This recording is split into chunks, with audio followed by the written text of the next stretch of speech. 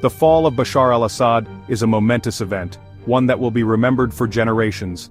It marks the end of a dynasty that has shaped Syria's history for decades.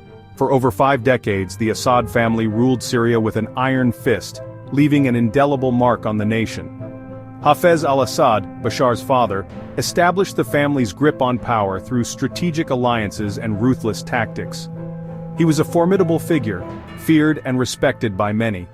His rule was marked by both stability and repression, a delicate balance that maintained his control. Bashar's rule followed a similar pattern, but with new complexities and challenges. He inherited his father's legacy, along with the burdens and expectations that came with it. But he also faced new challenges that his father never encountered, including a rapidly changing world. The Arab Spring uprisings of 2011 shook the region to its core. Syria was not immune to this wave of change. Assad's brutal response to protests plunged the country into a devastating civil war that continues to this day. The war has had a devastating impact on Syria, leaving cities in ruins and communities shattered. Hundreds of thousands have been killed and millions have been displaced, creating a humanitarian crisis of epic proportions. The country's infrastructure lies in ruins, a stark reminder of the cost of conflict. Assad's fall is a turning point, a moment that offers both hope and uncertainty for the future. It opens up new possibilities for Syria, a chance to rebuild and redefine its identity. But the road ahead will be long and difficult, requiring resilience and unity from the Syrian people. Bashar al-Assad was not destined for leadership. His path was meant to be different. He was born in Damascus in 1965, a city rich in history and culture. His older brother Basil was being groomed for power, the chosen heir to their father's legacy. Bashar, on the other hand, was content with a career in medicine, finding solace in the world of healing. He studied ophthalmology in London, immersing himself in his studies and the vibrant city life. Tragedy struck in 1994, altering the course of his life forever. Basil died in a car crash, leaving a void in the family and the nation. Bashar was recalled to Syria, his medical career abruptly halted. He was thrust into the spotlight, a role he had never anticipated. He received military training and was groomed to succeed his father, a rapid transformation from doctor to leader. In 2000, Hafez al-Assad died, marking the end of an era. Bashar became president at the age of 34, stepping into his father's formidable shoes. He was seen as a reformer, a beacon of hope for many. He was young and Western educated, bringing a fresh perspective to the leadership. Many hoped he would bring change, a new dawn for Syria.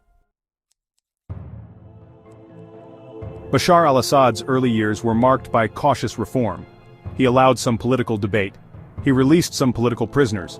This period was known as the Damascus Spring, but it was short-lived. Assad faced opposition from within the regime. He also faced pressure from the street. He responded by tightening his grip on power. Assad's reforms were superficial. He never intended to relinquish power. He used the language of reform to appease his critics, but he remained committed to the authoritarian system he inherited. Section 4. A House of Cards.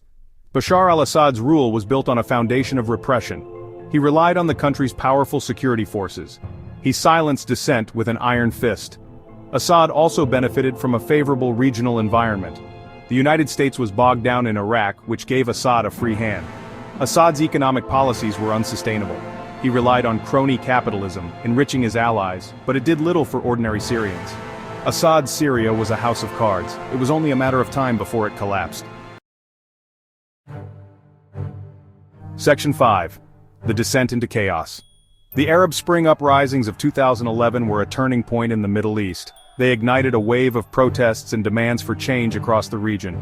These uprisings exposed the fragility of Assad's regime in Syria, revealing deep-seated discontent among the population.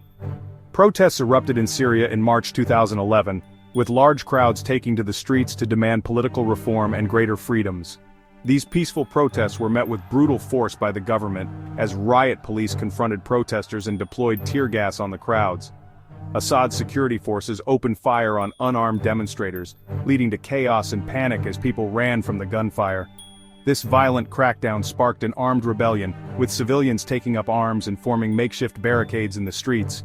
The country quickly descended into civil war, with Syrian cities under siege and street battles breaking out between rebels and government forces. The war has had a catastrophic impact on Syria. Millions have been displaced, forced to flee their homes and seek refuge in camps. The country's infrastructure lies in ruins, with bombed-out buildings and destroyed bridges and roads. The war has also had a profound regional impact, affecting neighboring countries and drawing in regional powers. It has fueled the rise of extremist groups who have taken advantage of the chaos to gain power and territory. The conflict has destabilized the region, leading to border skirmishes and a massive influx of refugees into neighboring countries. Assad's fall, if it happens, will be a major turning point, marking the end of an era of authoritarian rule in Syria. It would symbolize the collapse of a regime that has ruled with an iron fist for decades. But the future of Syria remains uncertain, with divided communities and competing factions vying for control. The country is deeply divided along sectarian and political lines, making reconciliation a daunting task.